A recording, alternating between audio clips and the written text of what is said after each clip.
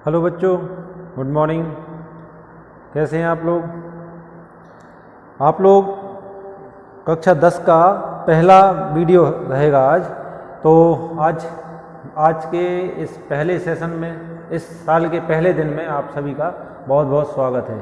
अब क्योंकि आप लोगों की न्यू बुक्स अभी तक आई नहीं है, इसलिए हम लोगों को जो हिंदी व्याकरण है, ग्रामर है, वो पढ़ाने के लिए कहा गया है जब तक कि बुक नहीं आती है। इसलिए हम लोग कुछ ऐसे इम्पोर्टेंट टॉपिक जो आपके लिए बहुत महत्वपूर्ण हैं, और क्योंकि आप लोगों को जानकारी होगी कि बुक बदल चुकी है और अभी नई बुक उपलब्ध नहीं हुई है मार्केट में, इसलिए ग्रामर कभी चेंज नहीं होती, वही आती है, मतलब वही रहेगी जो लास्ट ईयर पढ़ाते थे, या लास्ट ईयर के जो 10th के बच्चे पढ़ते थे। तो इस लिहाज से आप लोगों का ग्रामर का सेक्शन पहले शुरू किया जा रहा है। इसी संबंध में सबसे पहले हम आज संधियों पर चर्चा करेंगे। संधि आप लोगों ने पहले भी पढ़ी होंगी, लास्ट ईयर भी पढ़ी होंगी। संधि क्या होती है?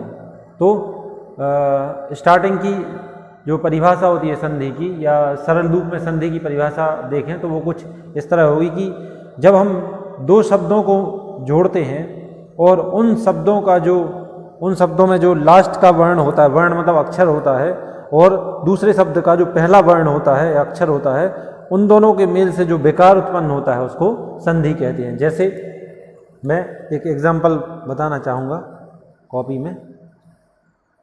जैसे यहाँ पर लिखा हमने हिम प्लस आलय, क्या बना ये? हिमालय। ठीक है। तो हिम में आप लोग जानते हैं, यदि यहाँ पर हलंत नहीं लगी है तो माँ में क्या जुड़ा हुआ है? माँ में आ जुड़ा हुआ है। तो माँ का आ प्लस आ, ये देख ही रहे हैं आप लोग, तो बड़ा आ। ठीक है। छोटा और बड़ा, छोटा और बड़ा मिलकर बना क्या? हिम। माँ में आ की मात्रा बन गया यहाँ पर। ये जो बड़ा आ है यहाँ पर जाकर माँ में आ की मात्रा बन गया, मतलब यहाँ इसके पहले शब्द के लास्ट के और दूसरे शब्द के स्टार्टिंग के, इन दोनों में जो वर्ण होता है, स्वर होता है, वो संधि कहलाता है।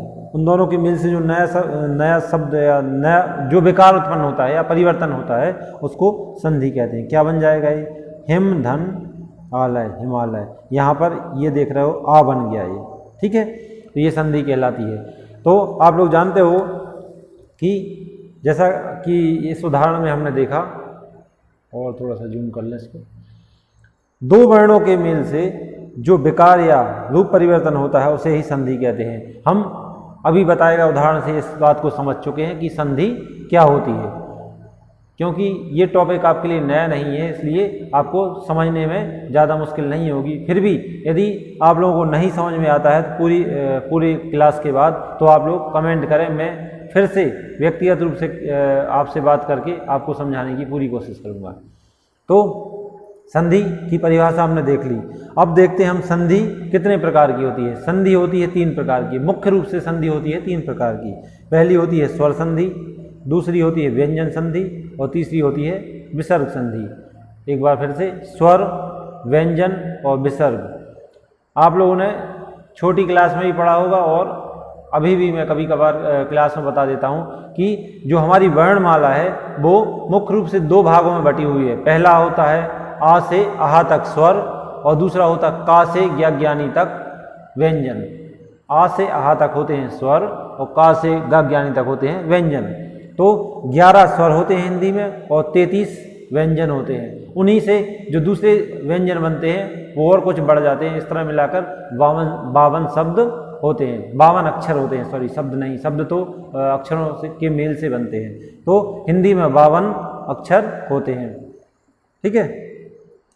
तो संधियाँ होती हैं 3 प्रकार की, स्वर, व्यंजन और विसर्ग। स्वर संधि किसे कहते हैं? पहला स्वर संधि। स्वर संधि का पूरा डिटेल पढ़ेंगे हम, क्योंकि सबसे महत्वपूर्ण संधि यही है और इसी से अधिकतर परीक्षा में पूछा जाता है। स्वर संधि पहली, 2 स्वरों के मेल से जो विकार या रूप परिवर्तन होता है उसे स्वर संधि कहते हैं। देखिए, ध्यान दीजिए, यहाँ पर स्वर बोला गया है और संधि की परिभाषा में वर्ण बोला गया था।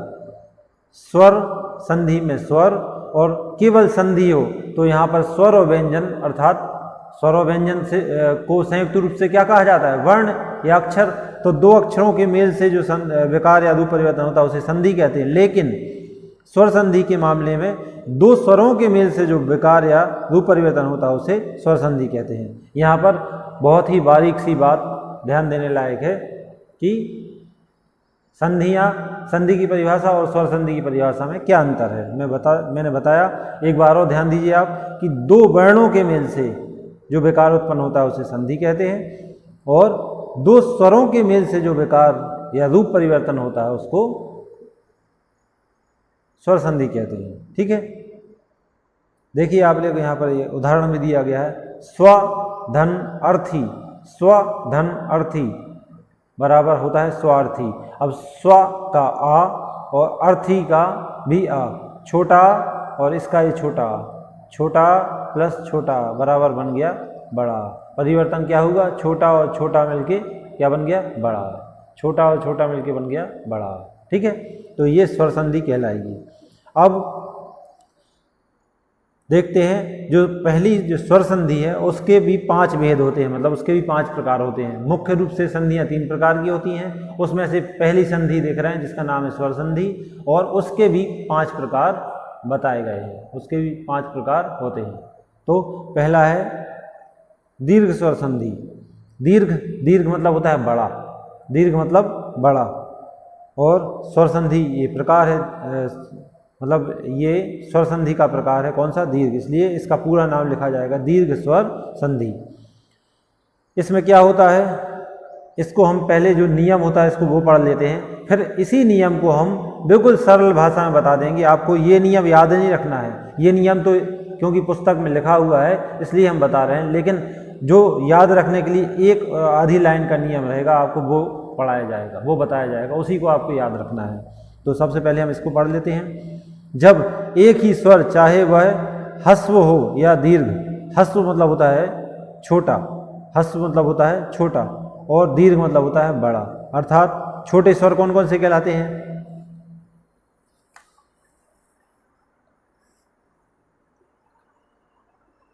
ह्रस्व स्वर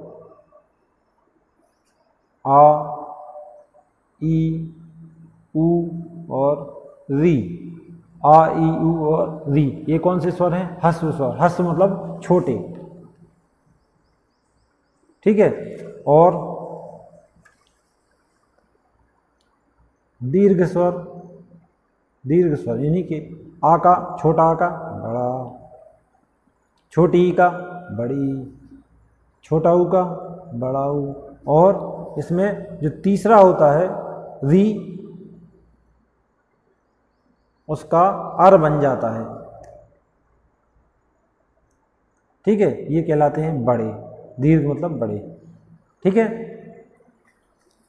अब देखते हैं, वापस यहाँ पर आते हैं। जब एक ही स्वर, चाहे वह स्वर या दीर्घ, चाहे वह ह्रस्व मतलब छोटा या दीर्घ या बड़ा, छोटा हो या बड़ा हो, एक साथ आए, अर्थात आ, ई, उ, री के बाद ह्रस्व या दीर्घ ई, आ, ई, उ, री क्रम से आए तो दोनों को मिलाकर दीर्घ हो जाता है। कहने का मतलब, इसको सरल भाषा में यहाँ ये देखते हैं कि जब उदाहरण देखिए,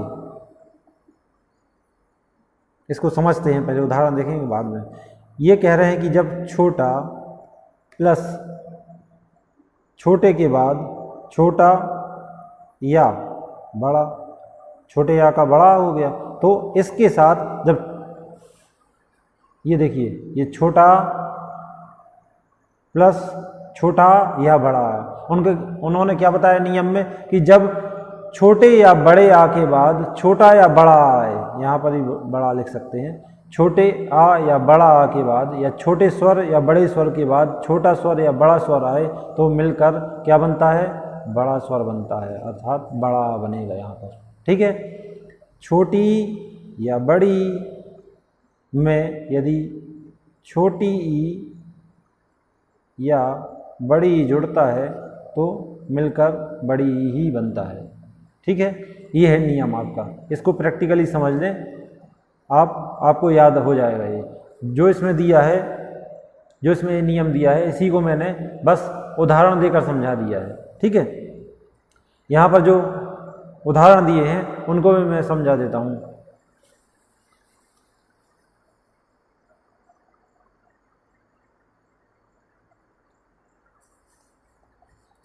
कौन सा है? दीर्घ स्वर संधि। दीर्घ स्वर संधि का उदाहरण जैसे हमने देखा परम धन अर्थी, क्या हो गया ये? परमार्थी। क्या हो गया? परमार्थी।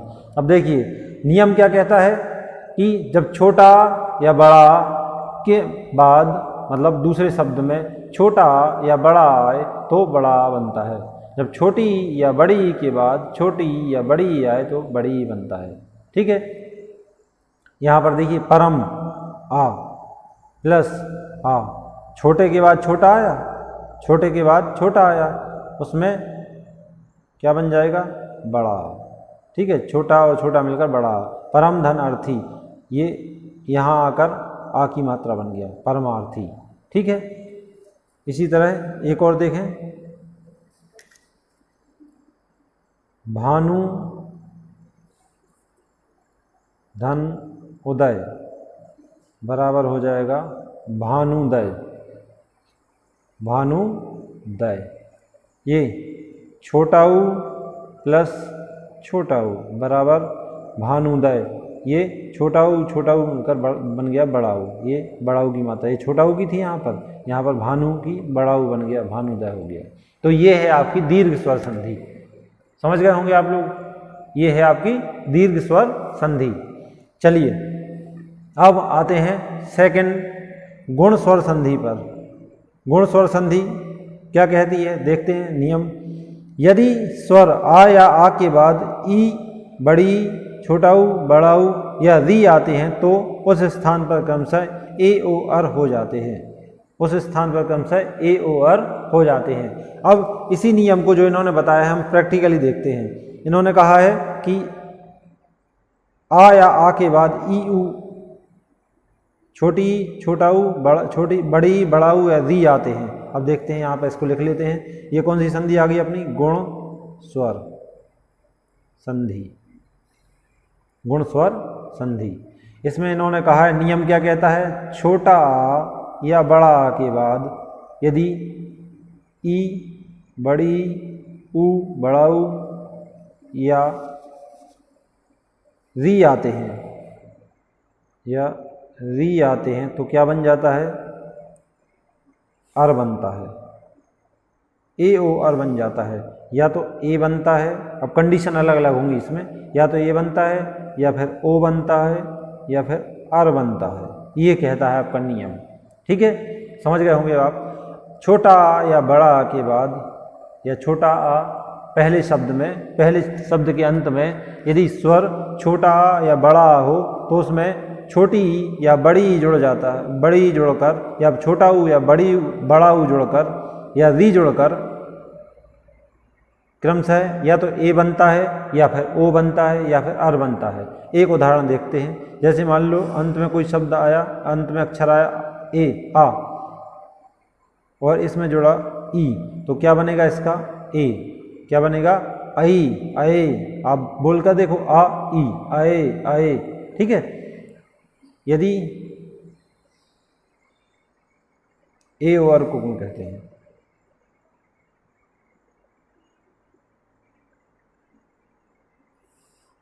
आ और आ में यदि ऊ जोड़ा तो ओ बनेगा। आ में यदि री जोड़ा तो अर बनेगा। ठीक है, तो ये होता है ए ओ अर। इसको हम संक्षिप्त रूप में याद रख सकते हैं कि ए, ओ और अर को गुण कहते हैं। इसका पूरा नियम याद ना रख के ये नियम याद रखेंगे, ए ओ अर को गुण कहते हैं। बस इतनी सी आधी लाइन आपको याद रखना है तो ये आपको हमेशा याद रहेगा और सरल भी रहेगा। ठीक है, एक एग्जाम्पल देखते हैं इसको। इसको एग्जाम्पल के द्वारा समझते हैं। जैसे सबसे सरल देखते हैं, सुर धन ईश, क्या बनेगा? सुरेश।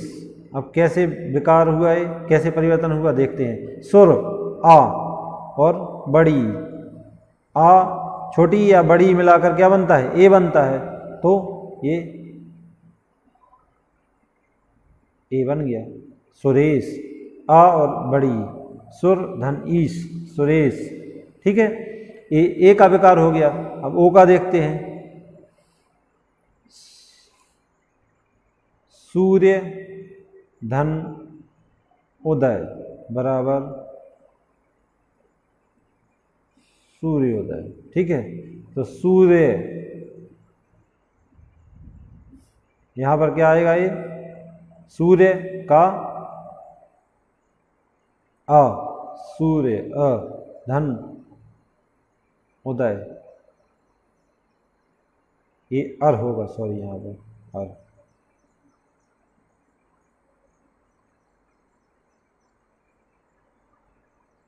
ये बन जाएगा ओ, सूर्योदय। आ होगा, सॉरी आ और ऊ मिलकर ओ बनेगा, सूर्योदय। ठीक है, ये हो गया ओ का। और इसी तरह महाधन उदय, महोदय, बड़ा और ऊ मिलकर, जैसे महाधन उदय बराबर महोदय। यहाँ पर जो बड़ा है और ऊ है ये मिलकर ओ बन गया, ओ की मात्रा बन गया, इसलिए महाधन उदय बराबर महोदय। आ प्लस ऊ बराबर ओ, आओ, ओ आओ। ठीक है, इसको जोड़ते हैं। बस आपको ये बस याद रखना है, ये गुण संधि के लिए कि ए ओ अर को गुण कहते हैं। जहाँ पर मात्राओं में ए, ये देखिए सुरेश, सूर्योदय, महोदय, और भी देखिए यहाँ पर देवर्षि, चंद्रोदय, सूर्योदय, बालोपयोगी। जहाँ पर ए ओ और अर का मेल मिले आपको, वहाँ आंख बंद करके आप गुण स्वर संधि बता सकते हैं। आंख बंद करके आप इस चीज़ का निर्णय ले सकते हैं कि यहाँ पर ए और अर का परिवर्तन हो रहा है, इसलिए यहाँ पर गुण स्वर संधि होगा। ठीक है, तो ये आज हमने दीर्घ स्वर संधि और गुण स्वर संधि पढ़ा। इसमें हमने देखा कि दोनों ही संधियाँ बहुत ही सरल हैं, बस इनको आप इनके उदाहरण देकर याद रखेंगे, आपको नियम भी याद हो जाएगा। यदि आप उदाहरण याद रखेंगे तो आपको इनके नियम भी आसानी से याद आ जाएंगे कि क्या नियम कहता है। ठीक है, तो बाकी आगे, क्योंकि वीडियो ये बहुत लंबा हो रहा है, इसलिए आगे की 3 संधियां हम अगले वीडियो में देखेंगे। आप इस वीडियो को 1-2 बार रिपीट करके देखें, ये दोनों संधियां आपको अच्छे से समझ में आ जाएंगी। दोनों इंपॉर्टेंट हैं, दोनों ही संधियों से प्रश्न आते हैं। इनके जो शब्द रहते हैं वो पूछे जाते हैं कि आप इनका संधि विच्छेद करें और संधि का नाम बताएं। तो संधि की पहचान आपको मैंने बताई, आप लोग इसको ध्यान से देख लें एक बार।